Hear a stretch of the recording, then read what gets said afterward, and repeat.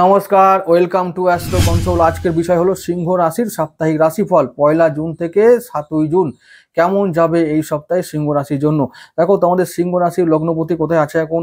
সিংহ রাশির যে লগ্নপতি রবিদেব, সে আছে এখন তোমাদের কত নম্বর ভাবে, তোমাদের একাদশ স্থানে।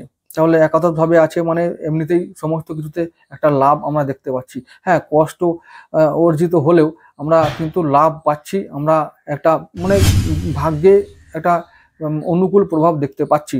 সঙ্গে বুধ আছে, তো একটা ভালো যোগ, সিংহর জন্য একটা ভালো যোগ। তো এই সপ্তাহে আবার বুধ তোমাদের এবং মঙ্গল রাশি পরিবর্তন করবে। বুধ তোমাদের হচ্ছে যে তোমাদের একাদশপতি, রাশি পরিবর্তন করে একাদশেই যাবে।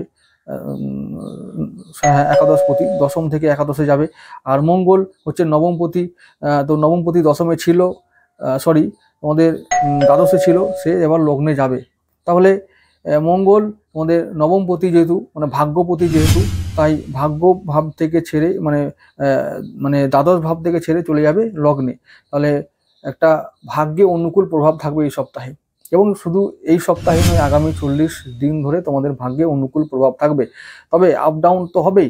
আপ ডাউন হবে এই কারণে যে মঙ্গল আর কেতু সহাবস্থান, সেটা আমি আগে ভিডিওতে বিচার করেছি, তোমরা সেটা দেখতে পারো।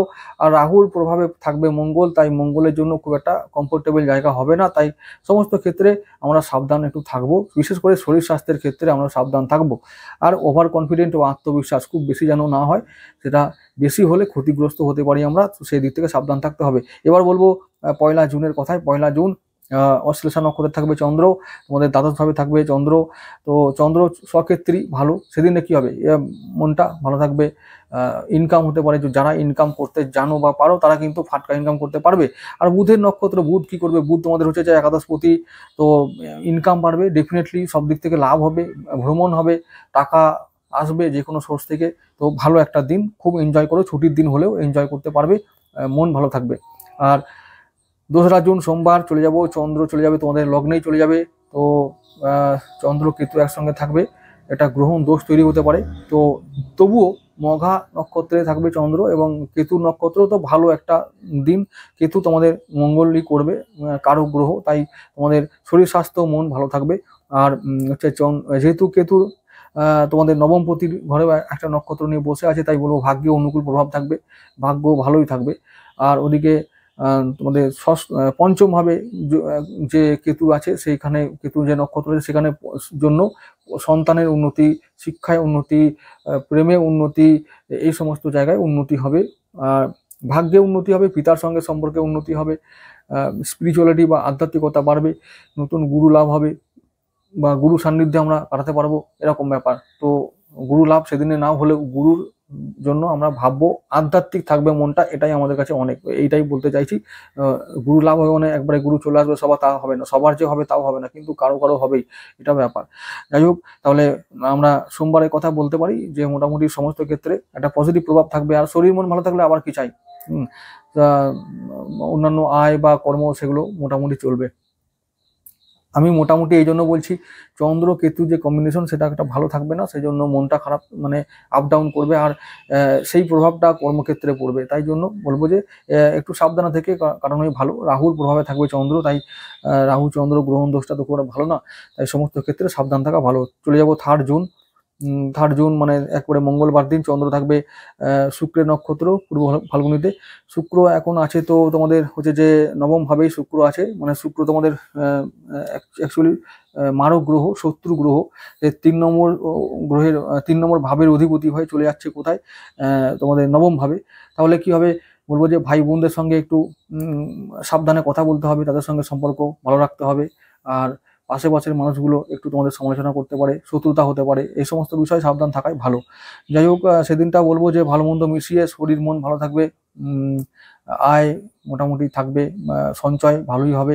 আর দাম্পত্য জীবনে, ব্যবসা জীবনে ভালোই প্রভাব থাকবে। তো সেদিনটা শুক্রের নক্ষত্র, খুব ক্ষতি হবে না। তো রবি এখন শুক্রের নক্ষত্রে, শুক্রের ঘরেই আছে। তো বলবো যে স্বাস্থ্যের দিকে একটু নজর রাখা ভালো, কারণ রবি ওই জায়গাটা কমফোর্টেবল নয়, সেদিকটাকে ভেবে বলবো যে মোটামুটি শুক্রের নক্ষত্র দিনটা তোমাদের 60% ভালো রেজাল্ট দেবে সর্বক্ষেত্রে। এবার যাব 4 জুন। 4 জুন চন্দ্র চলে যাবে রাশি চেঞ্জ করে কন্যা রাশিতে এবং থাকবে তোমাদের লগ্নপতি নক্ষত্রে, কোথায়, উত্তর ফাল্গুনী নক্ষত্রে থাকবে এবং রবির নক্ষত্র, তোমরা জানো সেটা। তো রবির নক্ষত্র থাকবে, রবি আমাদের দিন চালাবে, তাহলে লগ্নপতি নক্ষত্র মানে আমাদের ফেভার করবে সমস্ত ক্ষেত্রে, কাজকর্ম, আয়, সঞ্চয়, সমস্ত ক্ষেত্রে আমরা ব্যবসা, দাম্পত্য, শরীর স্বাস্থ্য, মন, সমস্ত ক্ষেত্রে পজিটিভ রেজাল্ট আমরা পাবো, এটা একদম অনিবার্যভাবে পাবো। এবং আমাদের কর্মস্থানে উন্নতি, কর্মে সাফল্য, কর্মে বাধা দূর হবে, নতুন কর্ম লাভ হতে পারে। তো এটা আমাদের ভালো একটা দিন। তাহলে 4 জুন ভালো দিন। চলে যাব পরের দিন 5 জুন। চন্দ্র থাকবে সেই কন্যাতে এবং চন্দ্র থাকবে নিজের নক্ষত্র হস্তায়, দ্বাদশপতির থাকবে তোমাদের দ্বিতীয়ভাবে। তাহলে কি সঞ্চয় হবে, আবার তেমন ব্যয়ও হবে, আয় হবে, আবার ব্যয়ও হতে পারে। আবার কি হচ্ছে, চন্দ্র নিজের নক্ষত্রে আছে, তাহলে মন ভালো থাকবে। আর ওদিকে তোমাদের হচ্ছে যে